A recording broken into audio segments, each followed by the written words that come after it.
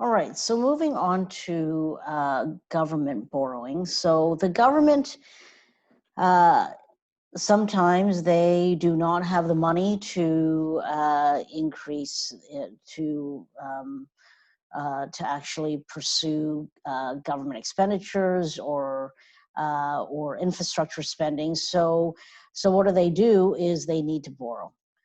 Because there's been enough governments in the world that have not been very fiscally responsible, where they did not create surpluses during good times. So now when they get hit with a recession, they are left without any money, and they're going to need to borrow in order to get people back to work for any type of government stimulus packages. So the places where there's three avenues in which the government can borrow. And the first place where they can borrow is from the central bank. So when the government borrows from the central bank just merely prints money. So this is called debt monetization. So when the government of Canada needs to get people back to work, they need to spend some money, but they don't have any money, they're going to get the Bank of Canada to increase the money supply. And this basically is an outcome of printing money. However, when the Bank of Canada prints money, it will have a side effect of shifting the air demand to the right. So let's see how this works here and the causal effect that I am talking about. So when the government of Canada asks the bank to borrow some money, the Bank of Canada is going to print money, and when they print money, they're going to increase the money supply. So they're going to increase the money supply. When this money supply increases, it will inevitably drive down interest rates. When interest rate goes down, we have seen this before in our last lecture of how this ends up having an effect on our goods market. So when interest rate goes down, we will see an increase in CI and net exports, which will increase our AD. Okay. So when we see an increase in our AD, what it's going to lead to is then it's going to lead to an increase in price level and an increase in real GDP.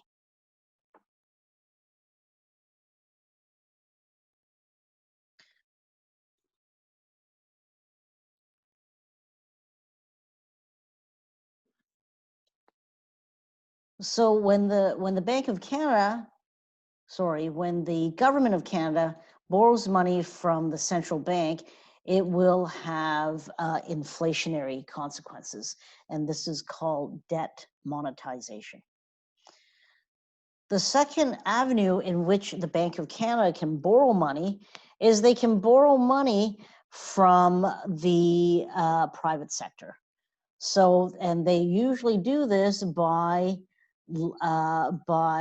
offering bonds for the public to buy. So I just want to fix one thing here. Private borrowing is usually in form of not kind of savings bonds, but it should be the sale of Government of Canada bonds.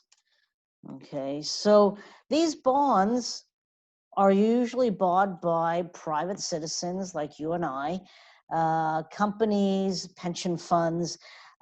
So what happens when the private sector buys Government of Canada bonds is that it will have a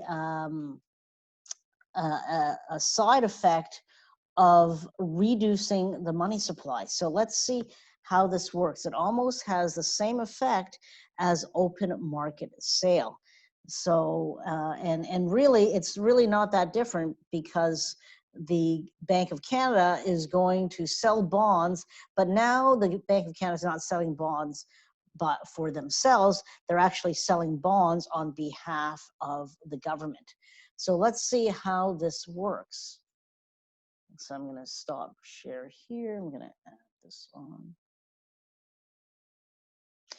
Okay, so let's say the government of Canada needs to raise some money, and they're going to sell bonds to the private sector. So, you know, to you and I, to pension funds, to companies, and you can buy, you know, government of Canada bonds. They're a very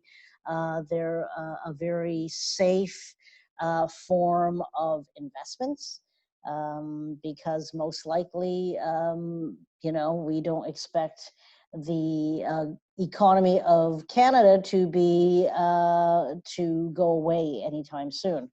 So let's say the government of Canada needs to borrow some money, and they're going to enlist the help of the bank to sell these bonds. So what's going to happen when you buy a government of Canada bond is you're going to see a decline in our deposits in our charter banks.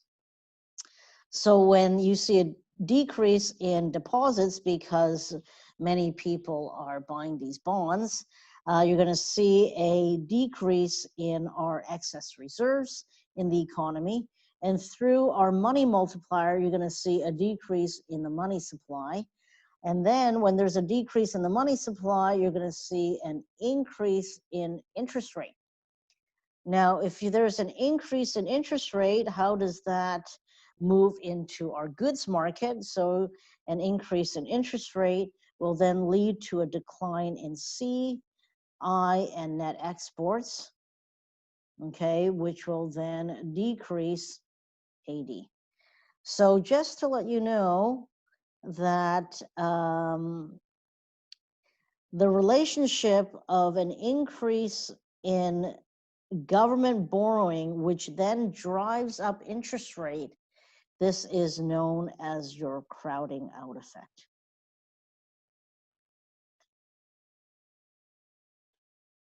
That basically the government has borrowed so much money in the economy that it ends up driving up interest rates. So when interest rate goes up because they've taken so much of our available loanable funds, that if you were a business, now interest rates have gone up so much that you're not able to borrow money for your business. As consumers, you're not able to finance your car or any types of loans that you might have had to be able to increase your consumption. So this is called your crowding out effect.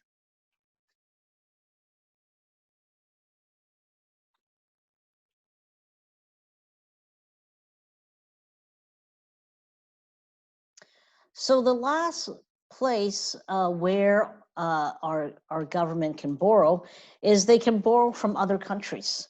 Now, the problem is when you borrow from other countries, you see a transfer of purchasing power from domestic residents when the borrowing occurs, and a transfer back to foreigners when interest payments and principal repayments are due.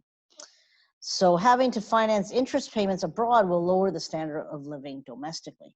So I just want to go over just some of the possible consequences of each avenue of borrowing. So one just to emphasize again that when the government of Canada borrows from the central bank, it will have inflationary consequences.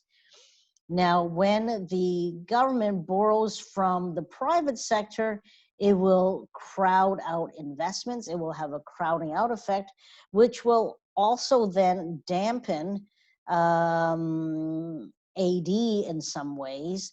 It will tend to have contractionary consequences because interest rates have gone up, and you see a reduction in consumer spending, investment spending, and net exports.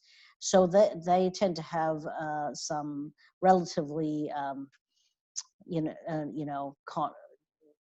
contractionary consequences. Now, the other issues of borrowing from the government is that that we have to remember that the government usually borrows money by issuing bonds. And some of these bonds are 20, 30-year bonds, which means that when the bonds are due, the people that are paying for our spending are actually the next generation. It's not the same generation that pays for our spending. It is the next generation that ends up paying for any type of government spending. So it'll be your, it'll be your children, it'll be your grandchildren that ends up, paying for, our current government and whether they are fiscally responsible or not. The last risk or the last downside comes down to borrowing from other countries. So when we borrow from other countries, we have to remember that we have to pay back that money in our crediting. We have to pay back that money in the currency of our crediting nation. So that means that if we borrow $10 million from, the UK, from England, we have to pay it back in British pounds. We don't pay it back in Canadian dollars. So that is the extra risk, because currency around the world will appreciate or depreciate. So the real risk, it comes down to when our loan is due, and when we have to pay back that loan, that if the Canadian dollar has depreciated, then that means it's going to cost us more Canadian dollars to repay that loan.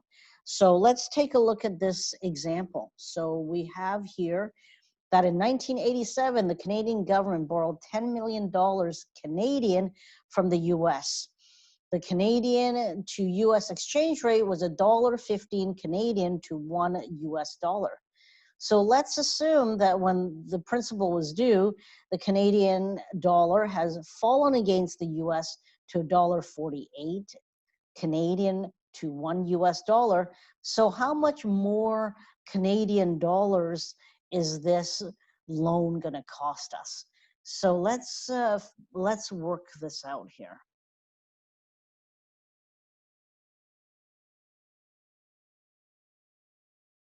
Okay, so we borrowed $10 million.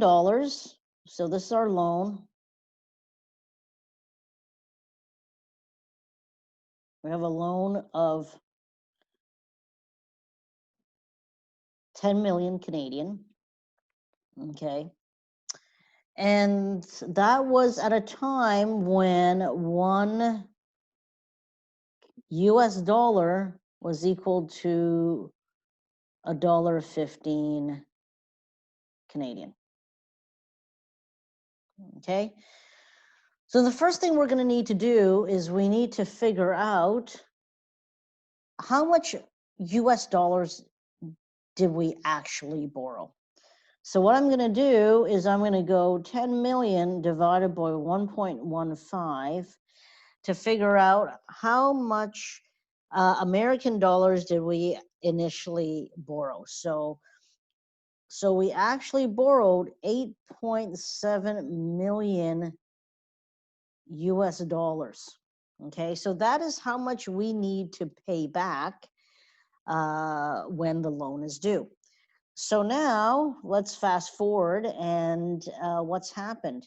The Canadian dollar has depreciated against the US dollar. So now $1 US is equal to $1.48 Canadian. So now how much more Canadian dollars do we have to compensate here? So I'm going to go 8.7 million times $1.48. So let's see here.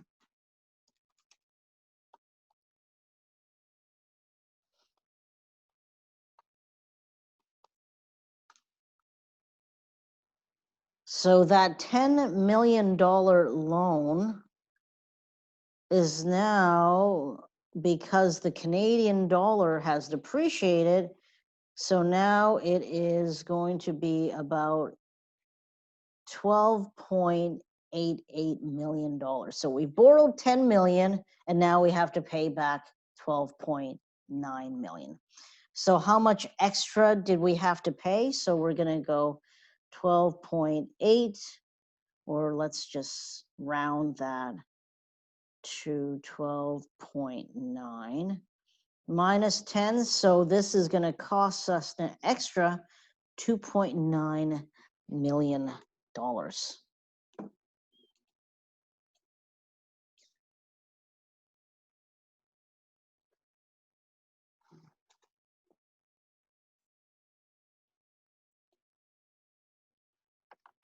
All right.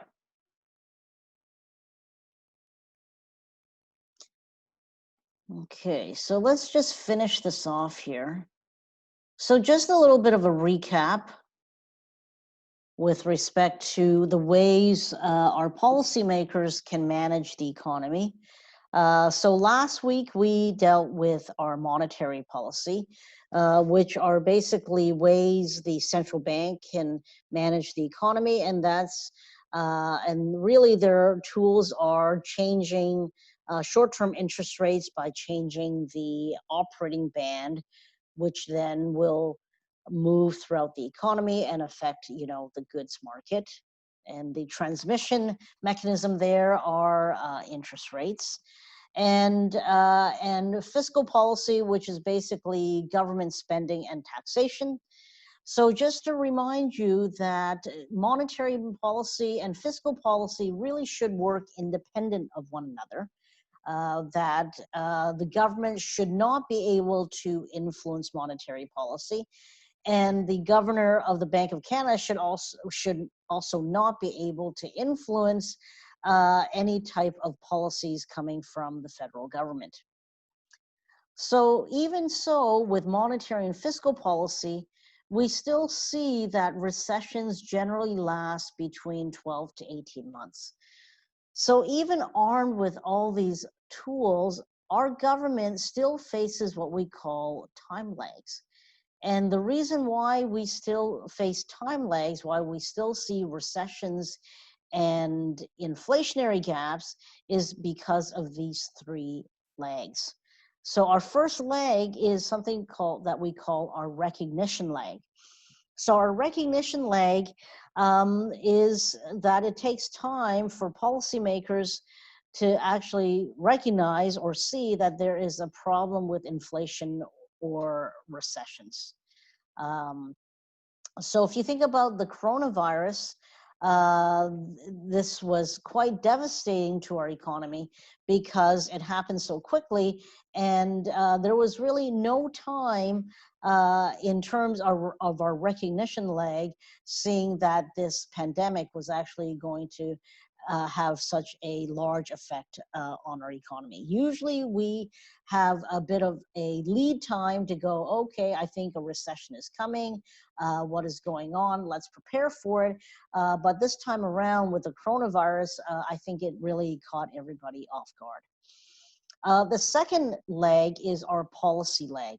Now, our policy leg is a leg that mainly affects fiscal policy, because the central bank can lower or raise interest rates overnight. So monetary policy is not affected by policy lag. However, our policy lag is basically that it takes time for any spending bills and any tax cuts to actually be passed through Parliament. So that is our policy lag. The last leg is that it takes time for these policies to have an impact on the economy. It takes time for these policies to actually, be felt in our economy. So if you take a look at this little chart down here, Fiscal policy, recognition lag is slow. Policy lag is slow because it needs to get through Parliament. But the impact is pretty quick. So as soon as the bill gets passed, a new spending bill gets passed, the government then needs to put it into practice and get all the government agencies ready to increase spending, either create more jobs, infrastructure spending, to hire out, private businesses, and then these private businesses will then be able to hire people and get people back to work and create some income flow. With our monetary policy, once again, recognition lag is slow. Policy lag is fast. However, the impact lag is a little slower because really when it comes to an increase in interest rates, you're not going to feel it until you go and renew your loan. So let's say you have a mortgage and the Bank of Canada raised interest rates. Let's say they doubled it. But it may not affect you because your mortgage may not come due until 5 years from now.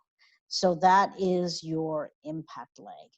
So if we think about all the combination of these lags, sometimes monetary and fiscal policy can take up to 1 or 2 years before the start of any recessionary or inflationary gap and to a time when it's actually felt in the economy. So this is it for our class. This is it for our macroeconomics. And if you have any questions, please see me during my office hours.